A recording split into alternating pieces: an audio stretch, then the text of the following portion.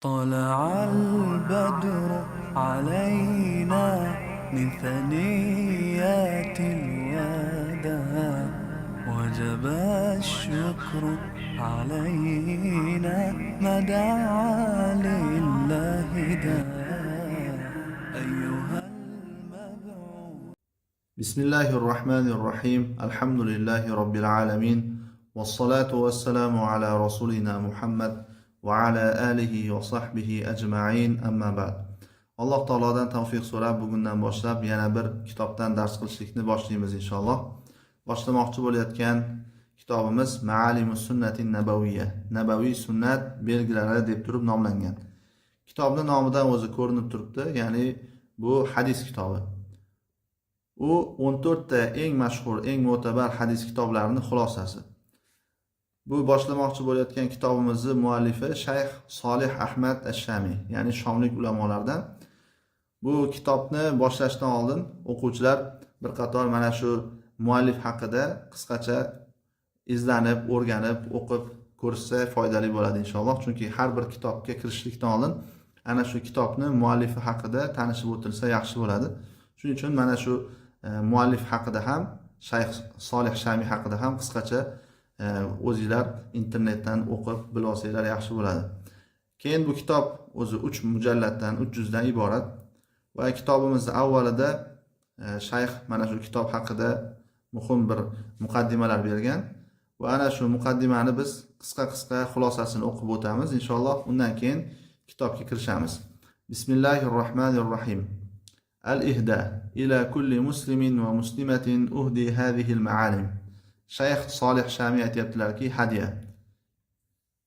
Men mana bu ma'alimni, ya'ni shu kitoblarni har bir musulmon erkak va musulmon ayolga hadiya qilaman deb aytibdilar. Qala sallallohu alayhi va sallam fi hadisi Jibril alayhi salam kama 'inda Ibn Majah, "Zaka Jibrilu atakum yu'allimukum ma'alim dinikum." Nabiy sallallohu alayhi vasallam Jibrilni hadisda aytganlarki, Ibn Majahda kelgan rivoyatda kelgandek, ana shu Jibrildir sizlarga diningizni belgilarini ta'lim berish uchun keldi deb aytdilar. Ya'ni bu yerda shayx ishora qilmoqchilarki, ana shu Jibrilni hadisida Jibril sizlarga diniylarni, belgilarini, dalolatlarini ta'lim berish uchun keldi deb aytilyapti-ku, mana shu joyda ma'alim so'zi ishlatilyapti. Kitobning nomini mana shu hadisdan xuddiniki nima qilganlar, olganlar. هذا وأرجو الله تعالى كما كان حديث جبريل بيانا للمعالم الكلية للدين أن يكون هذا الكتاب بيانا للمعالم التفصيلية له. خلاص aytayaptiki, Alloh taolodan umid qilamanki, Jibrilning hadisi dinni umumiy belgilarini bayoni bo'lganidek, ushbu kitob ham, ya'ni hozir biz o'qiydigan kitob, mana shu dinni tafsiliy alomatlariga bayon bo'lmoqligini Allohdan umid qilaman deb aytibdilar. Ya'ni Jibrilning hadisida umumiy dinni asosiy belgilari, dalolatlari bayon qilingan. Endi mana bu kitobimizda ana shu dinni endi batafsil bir bayoni bo'lmoqligini umid qilaman deb aytibdilar. Endi bu yerda mana muqaddimaga kirishilyapti. Innal hamdalillahi nahmaduhu va nasta'inuhu va nastaghfiruh va na'udhu billahi min shururi anfusina wa min sayyiati a'malina man yahdihillahu fala mudilla lahu wa man yudlil fala hadiya lahu wa ashhadu an la ilaha illalloh wahdahu la sharika lahu wa ashhadu anna Muhammadan abduhu va rasuluhu amma ba'd. Shayx aytibdilarki, qisqasi yuqorida hamdala, basmala va salovatlardan keyin fa inna ashrafal ulumi ma kana muttasilan bi kitabillahi ta'ala va sunnati rasulih sallallohu alayhi vasallam. Ilmlarning eng sharaflisi Alloh taoloning kitobi va rasuli sallallohu alayhi vasallamning sunnatiga bog'liq bo'lganidir.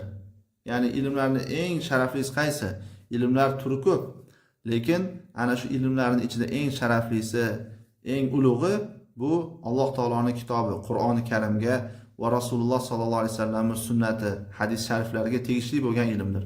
Biz boshlamoqchi bo'layotgan mana bu kitob ham Rasululloh sallallohu alayhi vasallamning sunnatlari, hadislari to'g'risida. Shuning uchun eng sharafli ilmni o'qiyapmiz inshaalloh. Va ahmadulloh taala an yassara li al-khidmata fi hadha ar-rihab al-karim. Alloh taologa hamd aytamanki, menga mana bu ulug' bir maydonda xizmat ko'rsatishlikni Alloh taolo menga muyassar qilib qo'ydi deb aytibdilar. Ya'ni bu kishi umrlari bo'yi mana shu Qur'on va sunnatga nima qilganlar, xizmat qilganlar. Xosatan mana shu sunnat ilmi, hadis ilmini jamlash bilan bu kishi umrlari mana shunga bag'ishlangan. Endi bu yerda muqaddimada ko'p narsalar yozilgan. Mana shu muqaddimani to'liq o'zingizlar o'qib chiqasizlar. Biz faqatgina ba'zi xulosalarini aytib, umumiy ma'nosini aytib ketamiz. Demak, bu kishi 14 ta eng mashhur hadis to'plamlarini nima qilganlar? Birma-bir takrorlarini olib, nima qilganlar? 6 ta kitobga jamlaganlar. Mana o'zlari ham aytayaptilarki, birinchi mabhasda, birinchi bahsda mashru'u taqribi sunnatil mutahhara. Pokiza sunnatni yaqinlashtirishlik loyihasi. Ya'ni bu kishi ana shu Qur'ondan keyingi ikkinchi bizda manba nima deyilsa, sunnat, hadis. Ana shu hadis borasida yozilgan, jamlangan kitoblar eng mashhurlari 14 ta bo'ladigan bo'lsa, mana shu 14 ta kitobni yaqinlashtirishga nima qilganlar? Bir loyiha tarzida mana shuni rejalab turib kitoblar yozib chiqqanlar. Ana shu 14 ta hadis kitoblari qaysi deyilsa, Imom Malikning Muvattosi, keyin Imom Ahmadning Musnadi, Imom Buxoriyning Jami' sahihlari, Imom Muslimning Jami' sahihlari, 5-inchisi Imom Abu Dovudning sunanlari, 6-inchisi Imom Termiziyning jami'lari, 7-inchisi Imom Nasoiyning sunanlari, 8-inchisi Imom Ibn Mojahning sunanlari, 9-inchisi Imom Dorimiyning sunanlari, 10-inchisi Imom Bayhaqiyning Sunan-i Kubro deb nomlangan kitoblari, 11-inchisi Imom Ibn Xuzaymaning sahihlari, 12-inchisi Imom Ibn Hibbonning sahihlari, 13-inchisi Imom Hokimning Mustadraklari, 14-inchi oxirgisi Imom Maqdisiyning tanlangan, ixtiyor qilingan hadislar deb nomlangan kitoblari. Demak, mana shu 14 ta hadis kitoblar eng mana shu dinimizda eng muhim bo'lgan, e'tiborli bo'lgan, eng ishonchli bo'lgan hadislar jamlanmasi deb e'tiborga olinadi. Endi bu kishi nima qilganlar deyilsa, mana shu 14 ta hadis kitoblarida baribir takroriy hadislar bor masalan. Ana shularni nima qilganlar? Bitta tartibda yaqinlashtirish uchun, osonlashtirish uchun 6 ta kitobga nima qilganlar? Jamlaganlar. Takrorlarni olib tashlab turib. Ana shu 6 ta kitob qaysi deyilsa, birinchisi Al-Jami'u bayna as-sahihayn. Sahihaynni, ya'ni Buxoriy, Muslimning sahih to'plamlarini o'rtasini jamlash. Ikkinchisi Zawaidus Sunan ala as-sahihayn. Ana shu Buxoriy, Muslimdan nima Buxoriy, Muslimda kelmagan shu sunandagi ziyodalar. Ya'ni Abu Dovud, Termiziy, Nasoiy, Ibn Mojalarda masalan Imom Buxoriy va Imom Muslimning sahih to'plamlarida kelmagan qo'shimcha sunandagi hadislarni alohida ikkinchi mujalladga, ikkinchi kitobga yozganlar. Uchinchisi Zawaidul Muwatta wal Musnad ala al-Kutubi sitta. 6 ta kitobga endi yuqorida Sahihayn va sunanlar. Jami 6 ta kitob bo'ldimi? Endi ana shu 6 ta kitobga Imom Malikning Muvattosi va Imom Ahmadning Musnadlaridagi zoidalar. Ya'ni Muvatta va Musnadda yuqoridagi 6 ta kitobda kelmagan hadislarni 3-kitobga qo'yganlar. 4-kitobga bo'lsa Zawaidus Sunanil Kubro lil Bayhaqi ala al-Kutubi sitta. Endi yuqoridagi shu 6 ta kitobda kelmagan Imom Bayhaqiyning Sunan-i Kubrodagi nima zoidalari. 5-inchisi bo'lsa Ibn Xuzaymaning zoidalari, Ibn Hibbon va Mustadrakning zoidalari yuqoridagi o'tgan 9 ta kitobga. Keyin 6-chi oxirgi kitob bo'lsa Zawaidul Ahadithul Muxtara. O'sha 9 ta kitobga Imom Maqdisiyning nima muxtaro, ya'ni ixtiyor qilingan hadislardan o'sha zoidalar. Demak, mana shu uslubda 14 ta hadis kitobini 6 ta hadis kitobga nima qilganlar? Jamlaganlar. Ya'ni o'rtada takrorlar olib tashab. Bundan maqsad nima deyilsa, osonlashtirishlik. Endi takrorlar qanday deyilsa, misol uchun aytaylik, innamal a'malu binniyat hadisini oladigan bo'lsak, hammamizga mashhur hadis. Bu hadis masalan Umar ibn Xattob radhiyallohu anhu rivoyat qilgan. Bu hadisni Imom Buxoriy misol uchun o'zlarining sahih to'plamlarida 7 marta har xil joylarda zikr qilganlar. Va undan tashqari yana boshqa imomlardan Imom Ahmad, Muslim, Abu Dovud, Termiziy, Nasoiy, Ibn Mojah, Ibn Xuzayma va Ibn Hibbonlar ham rivoyat qilishgan kitoblarida. Endi mana shu holatda yuqorida 6 ta kitobga yuqoridagi 14 ta hadis kitoblarini nima qilganlar? jamlaganlar deb aytildi-ku. Ana shu holatda nima qilingan desa, mana shu hadisni bir marta ana shu hadisga tegishli bo'lgan mavzuni ostidagi bir bob ostida nima qilganlar, keltirganlar. Endi ayni mana shu hadisni matni boshqa sahobiydan masalan rivoyat qilingan bo'lsa, bu endi nima deb e'tiborga olinmaydi? Takror deb e'tiborga olinmaydi. Agar bitta sahobiydan rivoyat qilingan bo'lsa, har xil joyda. Buni bir marta rivoyat, mana shu rivoyatni bir marta zikr qiladi. Endi mana shu ayni shu hadisni matni agar boshqa sahobiylardan ham rivoyat qilingan bo'lsa, unda masalan aytaylik, bitta hadis ham Umardan, ham Abu Hurayra, ham Oysha radhiyallohu anhum ajmain. Mana shulardan 3 ta sahobiydan masalan keldi. Va masalan Umar radhiyallohu anhudan kelgan rivoyat masalan 7 ta joyda keldi. Abu Hurayradan kelgan rivoyat masalan 5 ta joyda keldi. Oysha onamizdan rivoyat qilingan mana shu hadis bitta matn, bitta hadis. Endi shu masalan Oysha onamizdan kelgan ko'rinishi bo'lsa 3 ta joyda rivoyat qilindi. Endi mana shu holatda nima qiladi bu kishi desa, nima qilgan desa, mana shu hadisni 3 ta joyda keltirgan demak. Umardan kelgan rivoyatni, Abu Hurayrani va Oysha radhiyallohu anhu mana shulardan kelgan. Nimaga deyilsa, chunki bitta sahobiydan kelgan rivoyat bitta deb e'tiborga olinadi. Boshqa sahobiydan ayni shu hadisni matni kelgan bo'lsa ham, u takror deb e'tiborga olinmaydi bu istilohda. Endi bu loyihani foydasi nima deyilsa, yuqoridagi 14 ta kitobdagi hadislarning hammasi jamlanmasi 114.194 ta hadis, ya'ni 100 mingtadan oshiq. Endi mana bu loyihadan keyin, mana bu shayxning rejasidan keyin 6 ta kitobga jamlangandan keyin qancha bo'lib qoldi deyilsa, takrorlarni olib tashlagandan keyin 28430 ta hadisga bu tushdi, ya'ni taqriban 4 barobar kamaygan. Yuqorida o'zi 14 ta hadis kitobi takrorlari bilan hisoblaydigan bo'lsak 114.194 ta hadis ekan.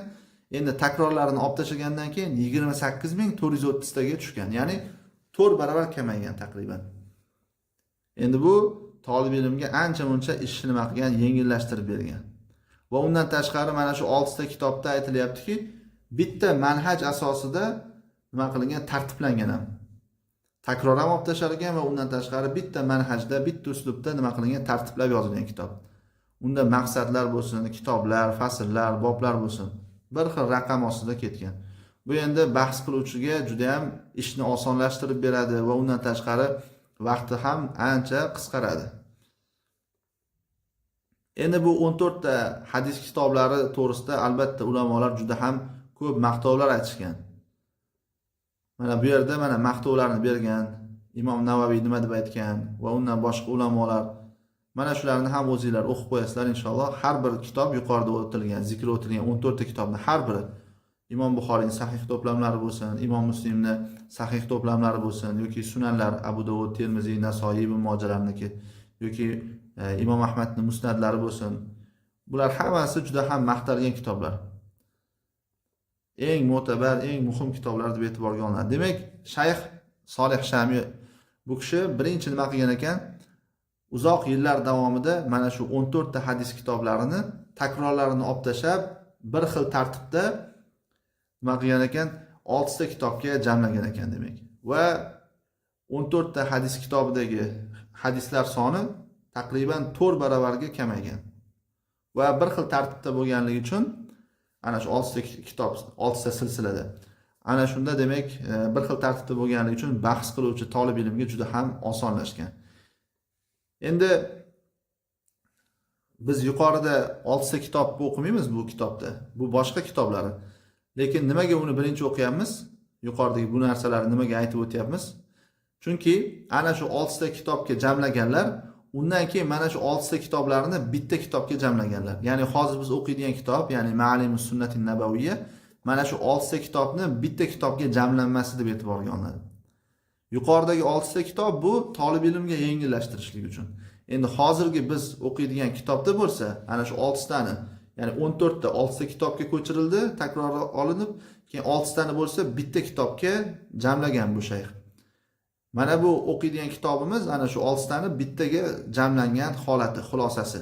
Ya'ni umumiy oladigan bo'lsak, 14 ta eng mo'tabar, eng mashhur hadis to'plamlarini xulosasi, qaymog'ini o'qiymiz inshaalloh. Bu o'qimoqchi bo'layotgan kitobimiz yuqorida aytganimizdek 3 mujalladdan iborat kitob. U har bir talib ilm bo'lsin va umumiy omma musulmonlar bo'lsin, hammaga birdek foydali inshaalloh. Bu kitobni bir qator o'qib chiqiladigan bo'lsa, inshaalloh umumiy hadisda kelgan mavzular bilan nima qilamiz, tanishib o'tgan bo'lamiz. To'g'ri, ana shu 14 ta hadis kitobni alohida har birini birma-bir o'qib chiqishlik xosatan talib ilm ahli uchun nima? Juda ham muhim. U kitoblardan baribir mana bu kitoblar behojat qila olmaydi. Hozir biz o'qimoqchi bo'layotgan kitoblar yoki boshqa kitoblar. Baribir asl o'sha nimalarini o'qishlik kerak. Misol uchun Imom Buxoriyning sahih to'plamlarini ham boshdan oxirigacha to'liq o'qishlik juda ham katta foyda beradi. Demak, biz birinchi buni o'qishlikdan maqsad bir qator umumiy shariatimizda kelgan, islom dinida kelgan hadislarni mavzulari, hadislarni ma'nolari bilan tanishib o'tamiz inshaalloh. Undan keyin ana shu nima bo'lib qoladi?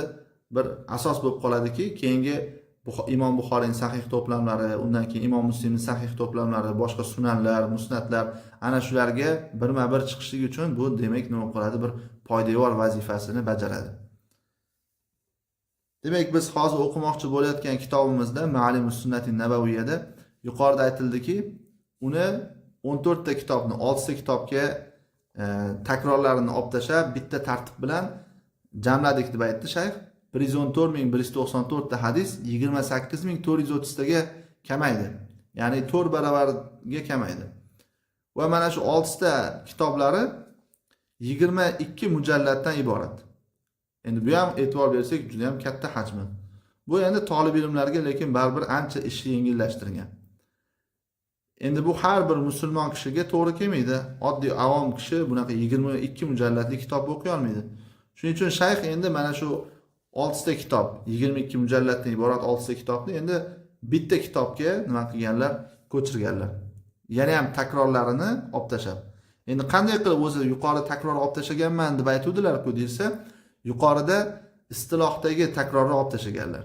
Istiloh bo'yicha, ya'ni hadis istilohi bo'yicha bir hadisni matni, masalan, bir sahobiydan bir nechta joydan kelgan bo'lsa, misol uchun Umar radhiyallohu anhudan yuqorida keldiki, innamal a'mal binniyat hadisi 7 ta joyda deb 7 ta joyda kelgan deb aytildi. Endi uni bir marta zikr qiladilar masalan. Endi mana shu hadis farazan boshqa sahobiydan keladigan bo'lsa, boshqa sahobiydan kelgani takror deb e'tiborga olinmaydi. Shuning uchun yuqoridagi 6 ta kitoblarida ana shunaqa holatda takror degan narsani istiloh bo'yicha amal qilganlar. Lekin hozirgi biz o'qiydigan kitobimizda unday emas.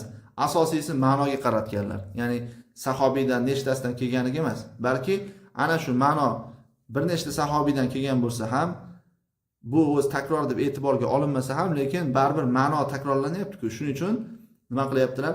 Bu yerda ana shuni bittasini zikr qiladilar xolos. Shuning uchun yana ham adad nima bo'ladi? Kamayadi. Va undan tashqari bir-biriga ma'noda yaqin bo'lgan hadislarni ham nima qiladilar? Bittasini zikr qiladilar. O'zi aytganlar bu yerda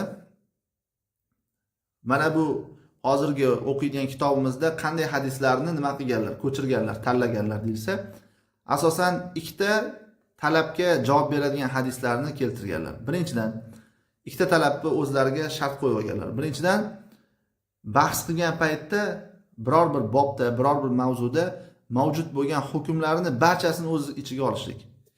Ya'ni inson bir musulmon, har qanday musulmon bo'lsin, har qanday talib ilm bo'lsin, biror bir mavzuni bahs qilgan paytda ana shu mavzuga tegishli bo'lgan hamma hukmlarni o'z ichiga olishlik kerak. Bu birinchidan. Ikkinchidan, ana shu bobda kelgan ma'nolarni ham barchasini o'z ichiga olishlik kerak. Ham hukmlarni ham demak ma'nolarini o'z ichiga olishlik kerak. Mana shu ikkita shartni qo'yganlar bo'ldi.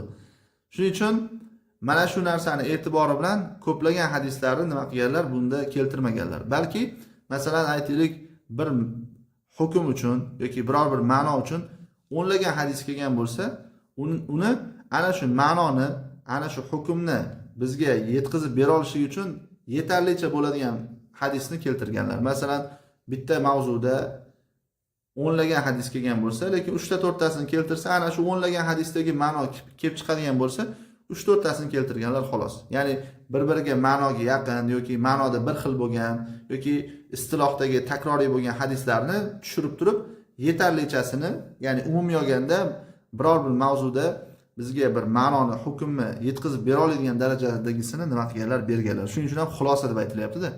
Lekin muhimi qaralsa baribir ana shu 14 ta hadis kitobida kelgan har bir bobdagi har bir hukm va har bir ma'noni biz nima qilamiz, baribir tanishib chiqqan bo'lamiz. Xuddiki ana shu 14 ta hadis kitobini umumiy olganda baribir ko'rib chiqqandek bo'lamiz-da bu kitobni o'qib chiqsak inshaalloh.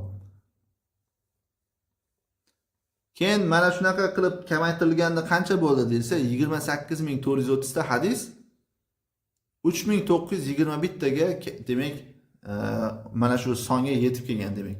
Taqriban 4000 taga yaqin hadis ekan. Biz inshaalloh mana shu 3 mujallatda 4000 taga yaqin hadisni o'qiymiz. Va mana shu 4000 ta hadisni, 4000 taga yaqin hadisni o'qishlik mobaynida biz yuqoridagi zikr o'tilgan 14 ta kitobdagi har bir bobdagi hukmlar, ma'nolar umumiy ko'rinishda baribir o'tgan bo'ladi. Bir-biriga yaqin yoki bir xil ma'noda kelgan hadislar nima qilinadi? Bunda tashlab ketilgan. Shuning uchun shunaqa kam adad qolgan. Endi bu juda ham kam emasmi desa, bu yerda aytayaptiki, mana boshqa ayimmalar, Imom Termiziy bo'lsin, Imom Buxoriylar bo'lsin, Ibn Moja, Abu Dovudlar bo'lsin yoki Imom Ahmadlar bo'lsin, hammalari zotan o'zi juda ham ko'plagan hadis bilishgan. Lekin kitoblariga ana shu bilganlarning ichida saralab 4000 ta, ba'zilari 6000 ta yoki 7000 ta yoki undan ko'proq yoki undan kamroq bo'lgan hadislarni yozishgan. Vaholanki ular 500 ming, 600 minglab hadislarni bilishgan. Keyin 3-dan mana bu yerda 3-raqamni qo'yib aytayaptiki, sahih hadislar tanlagan bu kishi. Ya'ni kitoblarida faqatgina sahih va hasan hadislarga cheklangan.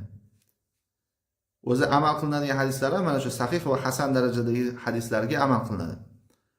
Ammo zaif hadislar bo'lsa, ularni faqatgina ma'lum shartlar asosida zikr qilganlar va hukmlarini ham o'zi aytib ketgan. Masalan, bu hadis sahih, bu hadis zaif yoki bu hadis hasan deb turib hukmlarini ham aytib ketganlar. Bu ham o'quvchiga juda ham osonlashtirib beradi ishni. Endi qachon zaif hadisni zikr qilganlar desa, birinchidan ana shu zaif hadisda misol uchun sahih hadisda kelgan ma'noni yoritib beradigan bir tafsir qilib beradigan, izohlab beradigan bo'lsa, ana shunda keltirganlar. Xuddiki ana shu sahih hadisdagi ma'noni tafsiridek, izohidek qilib kelgan. Yoki bo'lmasa biror bir zaif hadis tillarda aylanib juda ham mashhur bo'lib qolgan bo'lsa va biror bir bobda undan boshqa, ya'ni ana shu zaif hadisdan mashhur bo'lib qolgan zaif hadisdan boshqasi bo'lmaydigan bo'lsa, shayx aytayaptiki, fa inni azkuruhu li bayani da'fihi. Men uni zikr qilaman mana shunday holatda zaifligini bayon qilishlik uchun. Mashhur bo'lib qolgan, lekin zaif bo'lgan hadis bo'lsa va u ana shu bobda, ana shu mavzuda boshqa, undan boshqa sahih hadis bo'lmaydigan bo'lsa, uni zikr qilib, keyin zaifligini bayon qilib ketar ekan. 3-dan zaif hadisni keltirishliklarining 3-sababi, agar biror bir bobdagi hadislar hammasi zaif bo'lsa va ana shu bobning mavzusi fazoil amal bo'ladigan bo'lsa, ya'ni halol, harom, qat'iy bir masalalar emas, balki fazilatli amallar to'g'risida. Misol uchun faloncha zikr qilishlikni fazilati buncha yoki falon solih amalni, nafl ibodatni fazli buncha degan ma'nodagi hadislar bo'lsa, bunda ham Imom Ahmadning yo'lini tutgan holatda zikr qilaman deb aytibdilar. Ya'ni mana shunaqa mavzularda zaif hadisga ham amal qilsa bo'ladi deb aytishgan ba'zi ulamolar. Shunga amal qilib turib keltiraman deb aytibdi. Lekin albatta zaif hadislar jiddiy mavzularda nima qilinmaydi, olinmaydi. Lekin fazilatli amallar bobida olinadi deb aytibdi. Keyin o'zi zaif hadislar ham juda kam keltirilgan baribir kitobda. Mana bu yerda ham o'zi aytilyapti, 33 taga yetdi o'zi deb aytilyapti. Va yana 10 ta hadis ham bor. Uni ba'zi ulamolar hasan deyishgan, ba'zi ulamolar bo'lsa zaif deb aytgan. Demak, jami 43 ta hadis, shundan 33 tasi zaif, 10 tasi bo'lsa hasan yoki zaifligi o'rtasida ixtilof qilingan. Lekin zaifligi juda ham qattiq bo'lgan hadisdan birortasini zikr qilmadim deb aytibdilar. Ya'ni zaif bo'lsa ham zaiflik kamroq bo'lgan hadislarni zikr qilganlar va yuqoridagi shartlar asosida. Demak, shuning uchun bu kitobda asosiy hadislar hammasi sahih hadislar yoki hasan darajadagi hadislar. Ya'ni hammasi amal qilinadigan hadislar. Va undan tashqari zotan hadislarni sahihmi, hasanmi yoki zaifmi, buni shayx hukmini ham aytib ketgan. Keyin undan tashqari hadislarni tartiblab keltirganliklarini ham zikr qilganlar va undan tashqari qisqacha ana shu hadis kitoblarini qaysi biridan olinganligini ham harflar orqali nima qilganlar, ishora qilib ketganlar. Masalan, qof harfi bo'ladigan bo'lsa, bu Imom Buxoriy va Imom Muslim ittifoq qilgan muttafaqun alayh hadis bo'ladi. Xo bo'lsa, masalan, Imom Buxoriyning hadis kitoblarida kelgan bo'ladi. Mim bo'lsa, Imom Muslimni va xo mana bunaqa x harfini boshlanishidagi ko'rinishi. Mana shunaqa kichik ko'rinishda keladigan bo'lsa, bu Imom Buxoriyning kitoblarida kelgan muallaq hadislar nazarda tutiladi.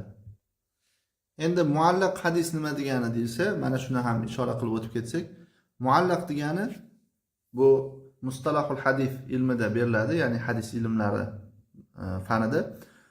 Muallaq hadis degani hadisni isnodini boshida biror bir roviy, bitta yoki bittadan ko'p roviy tushib qoladigan bo'lsa, buni muallaq deb aytiladi.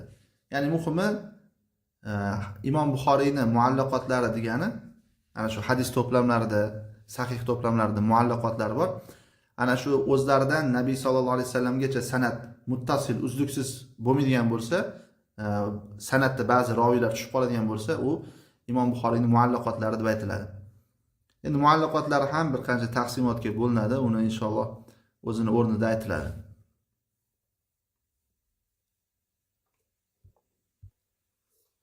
Hop, endi keyingisi mana 5-mavzuda aytilyapti. Adadu ahadifi hadal jami'a va dalalatul arqam. Bu yerda endi ba'zilar aytishi mumkin, nimaga 114.194 ta hadis bor yo'g'i 3921 taga tushib ketdi. Juda ham kam emasmi deb kam sanashligi mumkin deb aytayapti, lekin yuqorida biz aytib o'tib ketdik. Misol uchun katta imomlar, hadis olimlari, imomlar, masalan Imom Termiziy, Imom Abu Dovud yoki Imom Buxoriylar, ular 100 minglagan hadislarni bilishgan, 500 ming, 600 ming, 700 minglab hadislarni bilishgan, lekin kitoblariga bor yo'g'i masalan oddiy misol uchun aytadigan bo'lsak, Imom Termiziy bor yo'g'i 3956 ta hadisni yozgan kitoblariga. Vaholanki kitoblarida buncha hadis kam bo'lgan bilan, lekin o'zlari 100 minglagan hadislarni bilganlar. Boshqa Imom Abu Dovudlar ham xuddi shunday, Imom Buxoriylar ham. Ya'ni o'zlari bilgan hadislarni hammasini yozishmagan, balki saralab yozishgan. Bu kishi ham ya'ni xuddi shu ma'noda qilganman demoqchida, shu ma'noda ish tutganman deb aytibdilar. Va undan tashqari yana 6-da aytilgan favaid va ta'liqot. Ya'ni kitoblarini hoshiyasida ba'zi foydalar hadisdan olinadigan va ba'zi izohlarni berib ketgan. Bu ham juda ham bir foydali inshaalloh. Keyin 3-bahsda, ya'ni kitobdan foyda olishga yordam beradigan ba'zi mulohazalar berganlar. Kitoblari tartibli holatda kelgan. Xuddiki boshqa hadis kitoblar ham o'ziga xos bir tartibda kelgandek. Va mana shu kitoblari 10 ta maqsadni o'z ichiga olgan. Birinchi maqsad aqida borasida, ikkinchi maqsad ilm va uni masdarlari to'g'risida, uchinchi maqsad ibodatlar. Endi ibodatlar ham ichida qancha narsa bor. 4-maqsad oila hukmlari, 5-maqsad zaruriy hojatlar haqida, 6-maqsad muomalatlar, oldi hisobda va hokazo. 7-maqsad imomat va hukm ishlar to'g'risida. Ya'ni boshqaruvga oid masalalar. 8-maqsad raqoiq, axloq, odoblar to'g'risida. 9-maqsad tarix, sirat va manoqib to'g'risida. Oxirgi 10-maqsad fitnalar to'g'risida. Demak, kitoblari mana shunaqa 10 xil maqsad bo'yicha keltirilgan. Har bir maqsadning ostida kitoblar bor, fasllar bor va boblar bor. Ya'ni oddiy misol, birinchi aqida maqsadining ostida bir qancha kitoblar beradilar. Undan keyin kitoblar ichida fasllar ham bor, fasllar ostida boblar ham bor. Ya'ni kitobning taqsimoti, tartibi to'g'risida aytilyapti. Va undan tashqari bu yerda keyingisi hadislarni tahriji va unga hukm qo'yishlikda nimalarga, kimlarga suyangan, qaysi manbalarga suyangan, ana shuni berganlar. Va undan tashqari mana bu muhim joyi, kitoblarda ishlatgan qisqartma istilohlarining ma'nolari. Birinchisi masalan xo keladigan bo'lsa, Imom Buxoriyning rivoyati bo'ladi. Mim kelsa Muslimni, qof kelsa muttafaqun alayh. Xoni bunaqa ko'rinishi keladigan bo'lsa, muallaqotul Buxoriy, Imom Buxoriyning muallaqotlari bo'ladi. Ya'ni muttasil sanad bilan rivoyat qilinmagan hadislar bo'ladi Imom Buxoriy. Dal bilan kelsa Abu Dovudning sunanlari, ta bilan kelsa Sunan Termiziy nun bilan kelsa Sunan Nasoiy, jim bilan ha kelsa Ibn Mojah sunanlari, mim bilan yo Sunan Dorimiy, ha mim Musnad Ahmad, to kelsa Muwatta, mim bilan ha kelsa Ibn Xuzayma, ha ba kelsa Ibn Hibban, kaf kelsa Mustadrak, ha bilan qof kelsa Sunan Bayhaqiy, mim bilan xol kelsa Al Ahadithul Muxtara, shu ixtiyor qilingan hadislar. Keyin hoshiyada ta kelsa bu ba'zi hadislarga tegishli bo'lgan ta'liqlar, izohlar, foydalar bo'ladi. Ayn keladigan bo'lsa bu hadis Abdulloh ibn Imom Ahmadni rivoyatlaridan bo'lishligiga yoki bo'lmasa vijodatlaridan bo'lishiga dalolatdir. Ya'ni ba'zi hadislar bor, musnadda misol uchun Imom Ahmadning musnadlariga o'g'illari Abdulloh, Imom Abdulloh shu kishi ham nima qilganlar, zoyda qo'shganlar. Ana shunga ishora qilishlik uchun ayn bilan kelgan deb aytibdi. Yoki bo'lmasa vijodatlardan deb aytibdi. Vijoda bu hadisda rivoyat qilishlikni bu ham bir ko'rinishi. Vijoda o'zi nima degani desa, vajada so'zdan olingan. Ya'ni topishlik degani vijoda. Endi istilohdagi ma'nosi nima desa, buni vijodani ko'rinishi shuki, talaba o'zini shayxini xati bilan, yozuvi bilan hadislar topadi. Lekin bu hadisni shayxidan eshitgan bo'lmaydi yoki shayxidan ijoza olgan bo'lmaydi. Shunda aytadiki, misol uchun falonchi shayxni yozuvi bilan masalan bir hadisni topdim yoki o'qidim deydi. Keyin shu sanadni va hadisning matnini keltiradi. Endi buni rivoyat qilsa bo'ladimi, yo'qmi bu masala endi alohida bir masala, lekin buni mana shu yo'l bilan ham rivoyat qilishgan ulamolar. Demak, biz kitobimizda inshaalloh mana shu o'qimoqchi bo'layotgan kitobimiz 14 ta eng mashhur hadis to'plamlarini umumiy xulosasi, ana shu kitoblarda kelingan ma'nolar, hukmlarni hammasi inshaalloh mana shu o'qiydigan kitobimizda keladi. Bir-biriga o'xshash ma'nodagi hadislar yoki bir xil ma'noda kelgan hadislar tashlangan, shuning uchun 4000 taga qisqargan. Albatta Shayx Solih Shami ancha mehnat qilgan bu kitobni yozishlikka. Endi bizga faqatgina mana shuni tayyor, u kishini mehnatidan kelib chiqqan mana shu mevani nima qilishlik qoldi. Ana shu kelib chiqqan kitobni o'qishlik qoldi xolos. Inshaalloh buni bir qator o'qib chiqsak, inshaalloh undan keyin ana shu kitoblarni asl manbalarini o'qishlikka bu nima bo'ladi?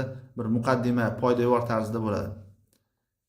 Endi muqaddimani oxirida aytgan ekanlarki, va axtimu da'iyan bi qawlihi ta'ala robbana la tu'akhidna in nasina aw akhtana va sallallohu ala sayyidina Muhammad va ala alihi va sahbihi va sallam va akhiru da'wana anil hamdulillahi robbil alamin. Aytayaptilarki, Alloh taoloni ushbu so'zi bilan duo qilgan holatda yakunlayman deb aytayaptilar. Ey Robbimiz, agar unutsak yoki xato qilsak bizlarni jazolamagin. Alloh taolo sayyidimiz Muhammad sallallohu alayhi vasallam va u kishining oilalari va sahobalariga salovati va salom bo'lsin. Bizni duoyimizni oxiri butun olamlar Robbi Alloh taologa hamd aytishlikdir deb, demak muqaddimani yakunlabdilar. Endi biz hozir qisqacha muqaddimani asosiy joylarini aytib o'tib ketdik. Lekin albatta talab ilmlarga mana shu muqaddimani to'liq o'qishliklari va undan tashqari mana shu kitobning muallifi Shayx Solih Shamiyni hayotlari bilan tanishib o'tishlarini tavsiya qilamiz inshaalloh. Kelgusi darsda inshaalloh kitobimizni birinchi maqsadi, ya'ni aqida to'g'risidagi mavzudan, mana shu mavzuda kelgan hadislardan boshlaymiz. Ya'ni birinchi kitob demak islom, iymon to'g'risida ekan. Yuqorida aytildi 10 ta maqsadni o'z ichiga olgan bu kitob. Har bir maqsad ichida kitoblar bor, har bir kitob ichida boblar, fasllar bor. Ana shu ko'rinishda chiroyli bir tartib bilan yozilgan. Alloh taolo darslarimizni manfaatli, bardavom va o'zini yuzi uchun xolis qilmoqligini so'raymiz. Vallohu a'lam.